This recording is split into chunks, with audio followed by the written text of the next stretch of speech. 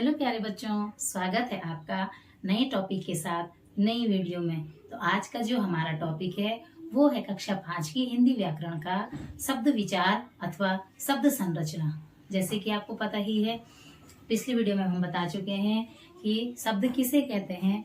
दो या दो से अधिक वर्णों का जो समूह होता है और वो जो वर्ण है वो एक सार्थक शब्द बनाते हैं मिलकर के, वो ही हमारा शब्द कहलाता है।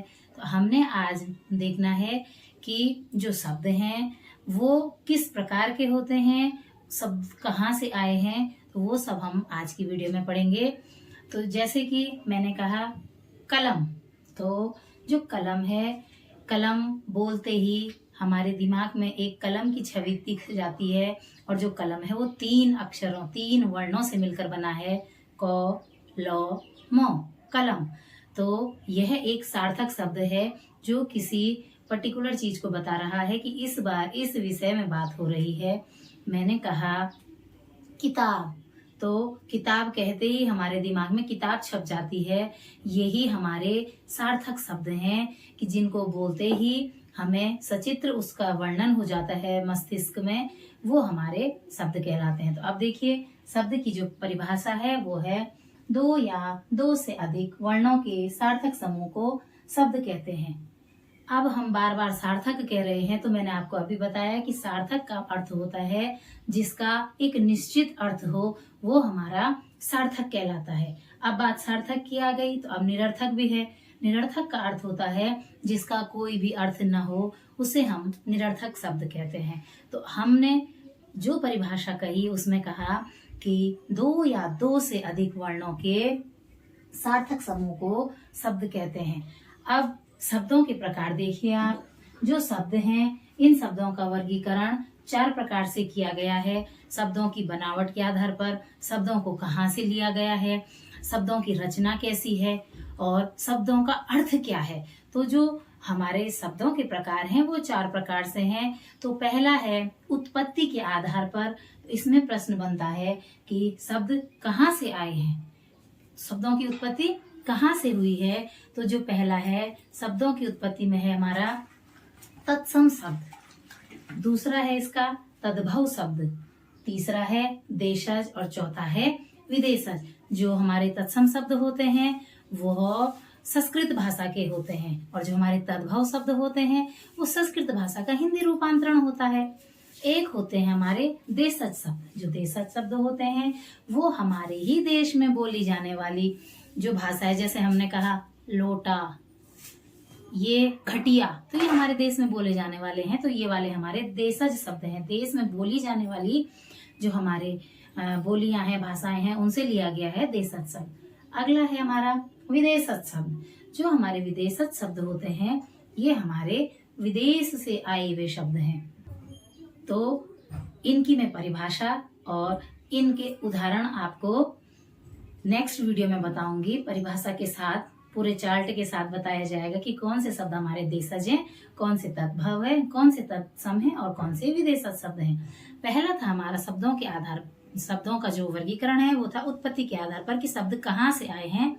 तत्सम शब्द, तद्भव शब्द, देशज शब्द और विदेशज शब्द। नेक्स्ट है इसमें हमारा रचना बनावट के आधार पर। अब है कि शब्द बने कैसे हैं, उनकी रचना कैसी हुई है। तो इसमें भी हमारे 3 प्रकार हैं। एक होते हैं हमारे रूढ़ शब्द और दूसरे हैं हमारे यौगिक शब्द और तीसरे हैं हमारे योग रूढ़ शब्द। तो जो हमारे बनावट के आधार पर हैं वो भी हमारे 3 प्रकार के हैं। इनका भी पूरा परिभाषा के साथ आपको नेक्स्ट वीडियो में बताया जाएगा कि कैसे होते हैं वो रूढ़ शब्द, कैसे होते हैं यौगिक शब्द और कैसे होते हैं योग रूढ़ शब्द। अगला है इसमें, पहला हमने पढ़ा इसमें उत्पत्ति के आधार पर, दूसरा पढ़ा हमने रचना और बनावट के आधार पर। अब है तीसरा। देखिए आप, शब्द अर्थ के आधार पर जो शब्द हैं वो अर्थ के आधार पर कितने प्रकार के होते हैं। तो जो अर्थ है उनका क्या अर्थ निकल रहा है, उनमें हमारे होते हैं दो प्रकार के शब्द। एक होते हैं हमारे सार्थक शब्द और दूसरे होते हैं हमारे निरर्थक शब्द। तो जो सार्थक शब्द होते हैं उनका कुछ न कुछ निश्चित अर्थ होता है, जबकि जो निरर्थक शब्द होते हैं उनका कोई अर्थ नहीं होता है। हमारे जो सार्थक शब्द हैं वह भी विभिन्न प्रकार के हैं, जैसे कि विलोम शब्द, रात, दिन, ऊपर, नीचे। पर्यायवाची शब्द जैसे आग का है अग्नि, ऐसे घर का है आलय, पर्यायवाची हो गए। समान अर्थ वाले शब्द जो जिनका अर्थ समान होता है, एक होते हैं श्रुति सम और अर्थ भिन्न, मतलब सुनने में तो एक जैसे लेकिन उनका अर्थ अलग होता है। जैसे जल, एक जल मतलब होता है पानी, एक जल मतलब होता है जल जाना।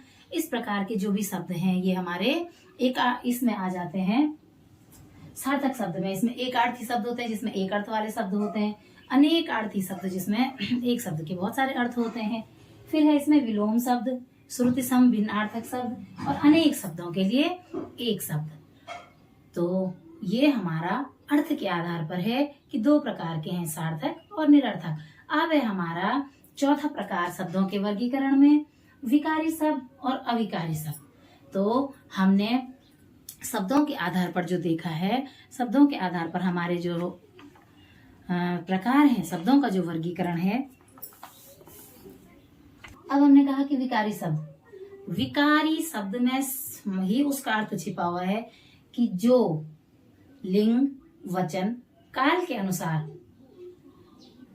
परिवर्तित होते हैं, विकार उत्पन्न करते हैं, विकारी शब्द कहलाते हैं। और अविकारी शब्द है जो लिंग, वचन, काल के अनुसार इनमें कोई परिवर्तन नहीं होता है, अविकारी शब्द कहलाते हैं। एक एग्जाम्पल है, राम धीरे धीरे चल रहा है, इसमें धीरे धीरे जो है अविकारी शब्द है। अब मैंने कहा श्याम धीरे धीरे चल रहा है, अब कहा राधा धीरे धीरे चल रही है, तो इसमें न तो लिंग का, न वचन का और न ही काल का कोई प्रभाव पड़ता है। इसमें जो अविकारी शब्द है इसमें कुछ भी प्रभाव नहीं पड़ता है, ये ज्यों के त्यों ही रखे जाते हैं। जबकि जो विकारी शब्द हैं ये हमारे लिंग के अनुसार, काल के अनुसार और वचन के अनुसार इसमें परिवर्तन होता है। विकारी शब्द होते हैं, विकारी शब्द हमारे चार प्रकार के होते हैं। एक होता है हमारा संज्ञा, जिसमें लड़का लड़की आ जाते हैं। दूसरा है लड़का लड़की, लड़के लड़कियां। दूसरा है सर्वनाम, दूसरा है इसमें विकारी शब्दों में सर्वनाम।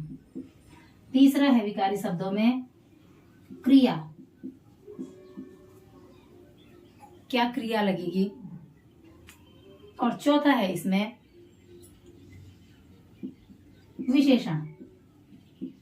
तो जो हमारे विकारी शब्द होते हैं, संज्ञा हो गया, सर्वनाम हो गया, विशेषण हो गया और क्रिया हो गया, तो इसके ही अनुसार हमारे जो शब्द हैं उसमें परिवर्तन होता है, वो बदल जाते हैं, उनमें विकार उत्पन्न होता है, तो ये विकारी शब्द कहलाते हैं।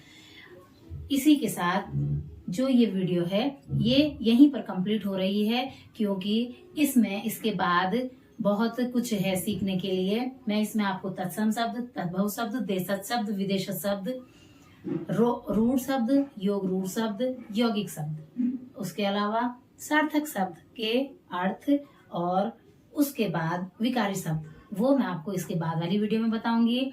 इसके बाद वाली जो वीडियो होगी उसमें हम काफी TLM का यूज करेंगे। तो आशा करती हूँ आपको ये वीडियो पसंद आई होगी। मिलते हैं आपसे नेक्स्ट वीडियो में। हमारी जो ये सीखने और सिखाने की प्रक्रिया है निरंतर बनी रहे। आप सभी का बहुत बहुत धन्यवाद। Thank you so much.